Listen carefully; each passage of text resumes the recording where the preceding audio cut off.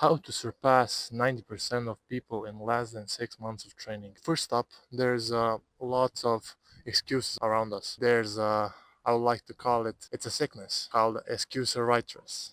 People have other priorities, right, and don't focus on training. If you want to focus on training, you need to have dedicate time and effort to actually accomplishing it, and you need to cut down all of the internal and external excuses. External excuses are more like things that are out of your control but are still taking your time away from you, therefore downplaying your progress in calisthenics reps or either isometric holds. You need to cut down people or activities that don't benefit you in any shape or form. If you have a deep desire for improving a lot in calisthenics, doing crazy stuff on the bar with your muscles, having that functional upper body strength, including the lower body strength, not neglecting that, then you should probably cut those things off, whether it's shifts on the job or whether it's a friend circle or social circle, binge watching, doom scrolling on social media, stuff like that, and get your priorities straight. External excuses are rather more sophisticated than the previous ones. The internal excuses are where your thoughts are essentially taking away your time by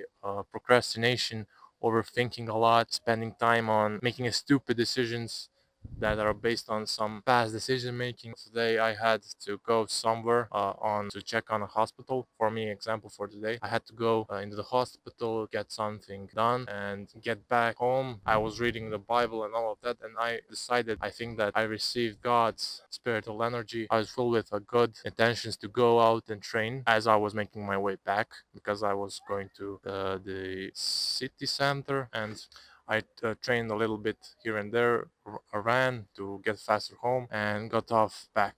The second decision that I could have made was to just go home, read Bible, and totally not focus on my training, not make that small workout session in between as I was making my return back. You just need to get self control, control your thoughts better, to prioritize, to have a straight priorities. So second thing is that it's not about genetics, and those people that are capable of doing handstand push-ups, one-arm handstands, muscle-ups, back levers, front levers, all of the skills, and they can do really impressive rep numbers, are not different from you and from your physical predispositions and capabilities. And why is that? Every single one of them shows you the exact picture that they took before they got serious into the training. Like for example, I've seen maybe the more popular guy is Iron Bar Siegel. He was like a small skinny kid, like growing in some poor city or poor region in Moldova, and he was training. He began with some pull-ups and a chicken wing muscle up, and he made his way to crazy stats in weighted calisthenics. And there are even better athletes than him, but he's easy for me to like cite him here because most of them knows him, and even and me also. I was like really skinny. I had a lot of weight, but I was not that strong. I couldn't even do 15.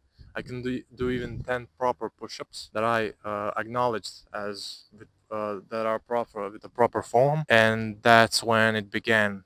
That's well when all of it began. And how are you going to actually, after I said all of this, how are you going to actually progress over others in, or just get stronger than 90% of the world by focusing on 6 months on and what are you going to do in those 6 months? As I said, you are going to select a few bodyweight or calisthenics exercises and focus on them for at least 2 to 3 months, or even more, because these are the basics. So pull-ups, dips, push-ups, Australian pull-ups, some core movements. It can be those 5 minutes of hell workouts. Those are great, and some squats. Maybe even one leg, single leg glute bridges, just for the endurance, lower body muscle endurance. Or you can either add runs, sprints, or even stair climbing, which I implemented just recently, and it's a really a good way to digest your food and all of that. But either way, those are some of the exercises. I will recommend you to choose one in each of these categories. For upper pulling, you are going to do pull-ups, or pushing, you're going to do push-ups. Those are the exercises that you're going to do for pushing and pulling. And for squats, and you're going to do squats for legs. That's literally all of it. Maybe you can add runs just for endurance. And for the core, I think core trainings are not necessary, because that's like isolation movement, more so. And we now have the exercises. What are now the next steps? Step number one is determine submax 80%, or even that's a submax, or maximum amount of reps in one set. So 100%, 80 to 100% of maximum amount of reps in a row. For push-ups, if you can do 10 or 15 or 20, do sets of 5, 7 or 8, 10 push-ups. That's a working set. Add three sets of however you can manage, maybe 5 or 10. It's the most important thing is to start and to keep your way up. As you determine the amount of sets, now amount of reps, you're now going to increase the number of sets. If you can't add enough reps, then you should add more sets, as I do with muscle ups, and keep improving every single week and training every single week the same muscles. I'll suggest for consistency, because if you are training upper or lower body, that you are neglecting your muscles twice as much, because you are training them 3 times a week, each part, upper and lower body. That's an upper lower body split. I'm not going to be able to talk about bro split. Like, dude, bro split is that Arnold split is so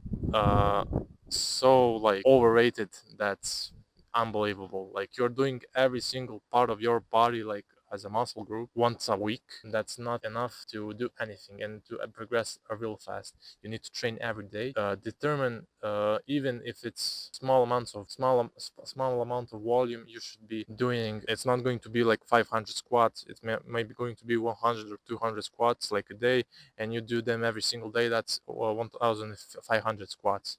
It's much better to be consistent with some mid intensity than it is to be less consistent with more intensity or higher intensity, because you're going to train your muscle. Let's say you have 200 squats, you do 200 squats for 7 times a week. That's 1400 squats. If you are doing them 3 times a week for 500 squats, you've done 1500 squats, 3 times 500. And the thing is that the guy that did 100 squats less, he is going to get much more stimulated muscles, because he generated more nights of sleep. As I mean by he recovered muscle real well. His muscle is constantly delivering blood to his and repairing his muscle, even if it's like not any if it didn't spend as much energy as it did case of 500 squats 3 times a week. But he did squats and he practiced the movement every day, therefore his body get used to that. Yeah, that's basically it. You should be doing that, eating the same meals, getting on sleep every single time, preventing some of the vices like alcohol, drugs, and go into celibacy for a bit. That's going to like harness the masculine energy and get you twice as much progress as otherwise. For the sake of this video, I'm going to get you a bonus. So bonuses, as you should be macro focused and micro focused. Macro focus is when you determine the goal for your 2 to 3 12 week program, or 12 week what's awaiting you in terms of how many pull-ups or push-ups or squats you're going to do at the end of 12 weeks. For example, you should determine a goal that you're going to overcome and reach, and therefore you should stick to it. That's macro focus. So macro focus, when you are sticking over the long period of few months, even several months, a year, you are going to focus on achieving that single goal. Like I'm going to achieve 15 muscle ups in 60 days. That's my focus right now. I'm on day 21, 22, I think, and I am going to stick to that. I stick to that for 3 weeks. It's now, so I stick to it over a third.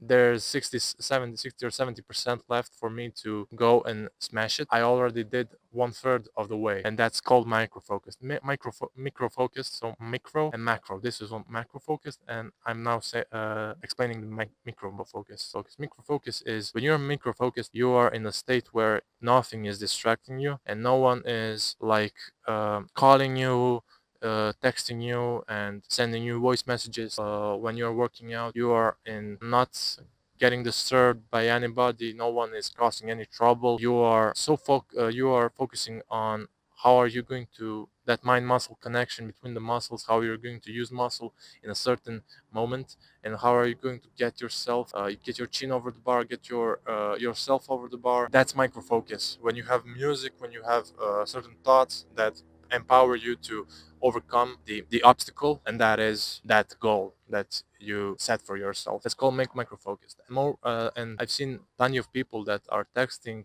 talking, scrolling on social media. That's the case in the gym. More people, I saw even the greatest example of in the gym for the people that are micro focused is those that are counting their reps and writing them down in a journal. I personally did that, but I found that quite consuming because I was doing reps in calisthenics back then, so I found that quite consuming. So I didn't continue doing that, but that's a great habit if you can develop that. It's much better than scrolling on your phone or even talking to someone far too long.